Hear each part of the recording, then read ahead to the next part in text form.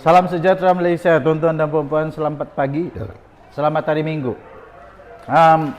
Haji Jinur sudah angkat sumpah jadi Ketua Menteri pukul 3 pagi. Saya terkejut juga, pukul 3 pagi angkat sumpah. Kawan saya bilang, terlampau lah takut betul karena cantas nih. Pukul 3 pun angkat sumpah. Ya memang begitulah. Lepas tu tiba-tiba saya ada nampak satu video daripada Nazilin Unity, tajuk dia Haji punya Ketua Menteri dibatalkan. Terus saya pun, wih biar betul. Saya bukalah. Terus saya buka tu video dan saya tengok, oh ya betul, kalau tiba-tiba, sebab sekarang ini baru 30 lebih 39 kerusi. Jadi dua saja kerusi melebihi. Jadi itu sangat tidak stabil. Sangat tidak stabil. Bila-bila masa boleh runtuh. Kalau tiba-tiba warisan boleh pujuk yang lain-lain untuk bersama dengan dia. Memang warisan boleh lagi berpeluang untuk jadi kerajaan. Haji berpeluang untuk dicantas, dan Syafiee Apdal boleh jadi Ketua Menteri yang baru. Kalau tiba-tiba adanya kerjasama yang baru, tapi nanti bubar lagi, bingung kita. Nanti semua rakyat jadi bingung. Baru habis kau mengundi, mau mengundi lagi kah? Jadi janganlah, tidak payahlah. Tapi memang boleh. Ya, memang boleh Haji G tumbang lagi. Sebab dia punya kerjasama sekarang tidak berapa kuat juga.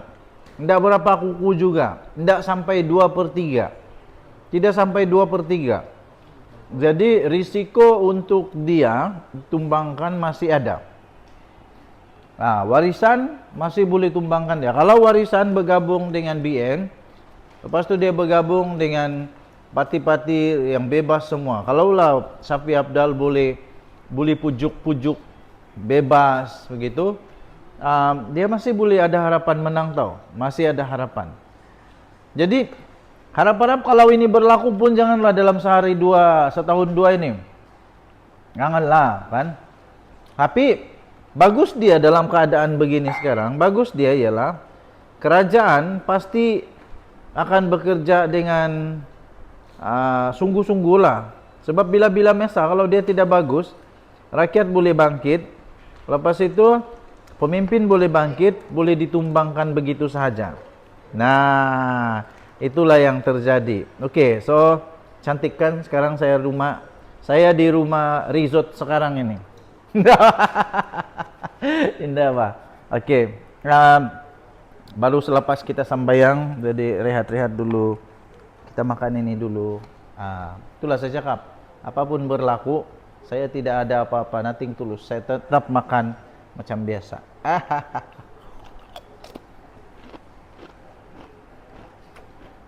Okey, jadi apa pendapat kamu? Perlukah tumbang lagi dan tukar lagi kerajaan?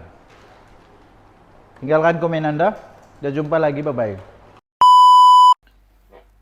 Salam sejahtera tuan-tuan dan puan-puan yang dihormati sekalian. Mungkin ada kejutan yang sangat besar yang berlaku di dalam PRU Sabah kali ini, di mana parti kecil akan buat kejutan besar, terutamanya parti seperti APCO. Mereka boleh buat kejutan besar, sangat besar di Sabah. Walaupun APCO dianggap sangat kecil berbanding dengan gergasi politik yang ada di Sabah seperti JRS, seperti Warisan. Tetapi sejarah politik negeri ini sudah banyak kali berlaku, membuktikan bahawa di Sabah bukan saiz parti yang menentukan kemenangan, tetapi saiz pengaruh calon di kampung. Ini sebabnya bro, tuan-tuan dan puan-puan, APCO masih berpotensi besar membuat kejutan dalam PRN kali ini. PRU Sabah kali ini tahun 2025. Bersatu, APCO parti yang kecil, tapi akar umbi KDM masih hidup. Walaupun kecil, APCO antara parti yang paling lama bertapak di dalam kawasan KDM. Di Kiulu, di Kadam ini, tapi sebelum itu saya ingin kongsikan manfaat bagi kawan-kawan yang memerlukan. Ini daripada For Life Research, satu syarikat saintis, produk saintis, nama dia Transfer Factor. Ini bukan ubat. Bagi Anda yang ingin berikhtiar, yang sedang berikhtiar untuk kencing manis, darah tinggi, buasir, kolesterol, buah pinggang, mata, telinga, hati, paru-paru, kanser, sakit laki, sakit perempuan, apa sajalah. Pendek cerita, apa saja penyakit di dunia ini memerlukan imun badan yang kuat. Ini bukan ubat, ini transfer factor. Nama saintis dia transfer factor. Boleh meningkatkan imun badan sehingga 437% kekuatan imun badan. Okey, ada hologram halal diterima oleh KKM. Don't worry, diterima oleh Kementerian Kesihatan Malaysia. Diterima, sudah termasuk di dalam list yang diterima. Ada nombor telefon ini, Anda hubungi melalui WhatsApp. Jangan telefon. Kasih WhatsApp, dia jawab. Kalau kamu telefon, dia tidak sambut. Sebab orang telefon ni kadang-kadang banyak scammer. Tanya ini, tanya itu, yang tidak kena mengena dengan transfer factor. Jadi dia hanya jawab WhatsApp. Ini nombor telefon dia, transfer factor. Okey. Mayan, di Keningau, di Kuala Penyu, di Malalap, dan di Pinampang. Di kampung-kampung. Di kampung-kampung KDM, nama keluarga, hubungan suku, jaringan gereja, jaringan-jaringan keagamaan yang lain, persatuan kampung, selalu lebih kuat daripada nama parti. Kekuatan ini tidak boleh dilihat dari media sosial, tetapi ia wujud di bawah tanah atau disebut sebagai underground. Jadi kerana itu tuan-tuan dan puan-puan, APCO boleh menjadi satu kejutan besar untuk parti-parti yang langsung tidak jangka. Kerana itu yang pertama. Yang kedua, kesan daripada undi pecah. Multi-corner fight.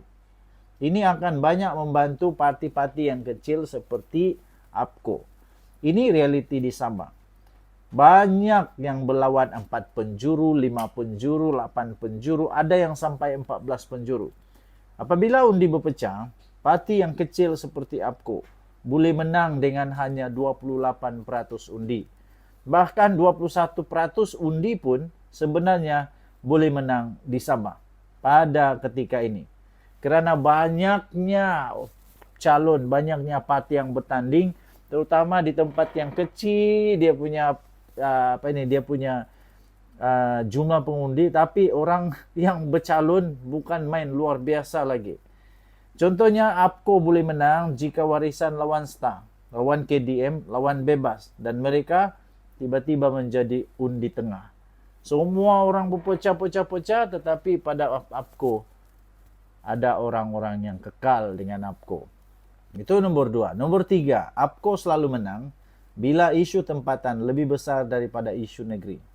Di kawasan kampung KDM, pengundi tidak tengok parti siapa paling besar. Yang mereka tengok siapa yang saya kenal, siapa yang bantu kampung, siapa yang senang jumpa, siapa yang kita boleh telefon kalau jalan rosak. APCO biasanya letak calon yang anak kampung balik berhikmat. Ini sangat benar tuan-tuan dan puan-puan. Dan jenis macam ini sangat kuat di pedalaman.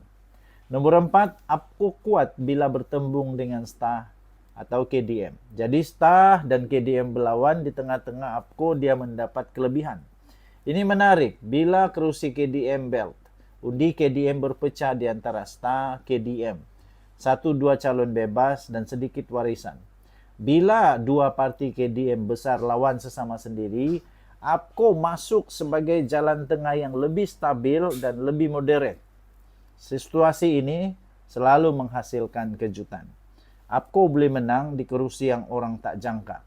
Contoh kerusi yang selalu jadi kejutan, yang boleh jadi kejutan untuk APCO menang.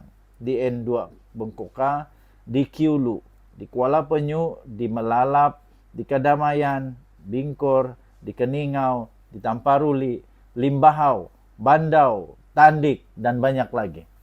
Ini semua kawasan yang kelihatan macam-macam milik parti besar.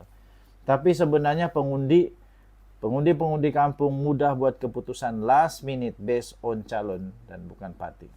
APCO boleh menang bila orang bosan dengan parti-parti besar. Kadang-kadang JRS, warisan terlalu agresif. Pengundi mulai rasa, sudahlah kami mau orang yang sederhana. APCO selalu dilihat sebagai tidak terlalu ekstrim, tidak gaduh banyak, lebih fokus kepada kerja kampung. Jadi image tidak gila kuasa ini sebenarnya aset yang besar di pedalaman. Nomor 7, APCO sebenarnya hanya perlu 5 hingga 7 kursi untuk jadi kingmaker. Tetapi sekarang ini data menunjukkan APCO boleh dapat sehingga 9 kursi, ya, bukan 5 hingga 7 kursi, tapi mungkin boleh dapat 9 atau lebih. Kalau kejutan lebih besar, mungkin dapat sampai 15. Tidak ada yang mustahil. APCO hanya perlu sebenarnya 5 hingga 7 kursi sahaja untuk menjadi kingmaker. Jadi ini part paling penting, tuan-tuan dan puan-puan. Walaupun APCO kecil, kalau PRN Sabah menghasilkan warisan 25 hingga 28 kursi, JRS 23 hingga 26 kursi, STA 8 hingga 11 kursi, KDM 2 hingga 4 kursi, bebas 2 ke 3 kursi.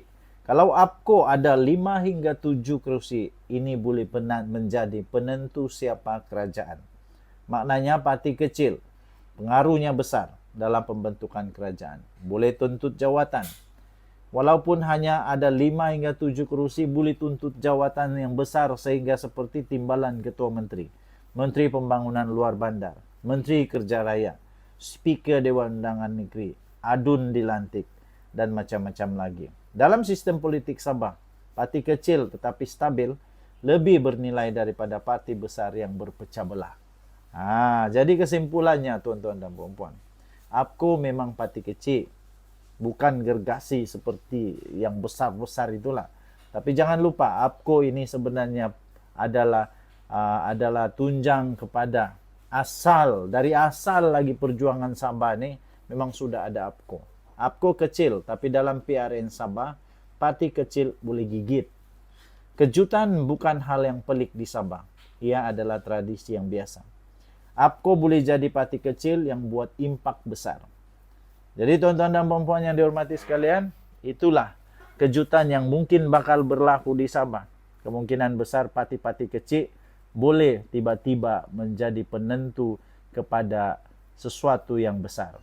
Okey, jadi siapa yang anda undi terpulang kepada anda, tapi undilah mengikut hati, pikiran, pertimbangan yang baik, yang bukan dipengaruhi oleh penganuan kah, bukan dipengaruhi oleh ikut si anu, ikut sini anu ini, bukan dipengaruhi oleh terikut-ikut dan terpaksa, tapi undilah yang ikut hati, ikut pikiran, ikut utak kita yang kita mau perjuangkan. Denyut Nadi Suara Rakyat bergema di channel ini. Kita jumpa lagi malam ini. Petang-petang, lebih kurang jam 4 petang saya akan live. Pastikan Anda bersama dengan saya. Bye-bye.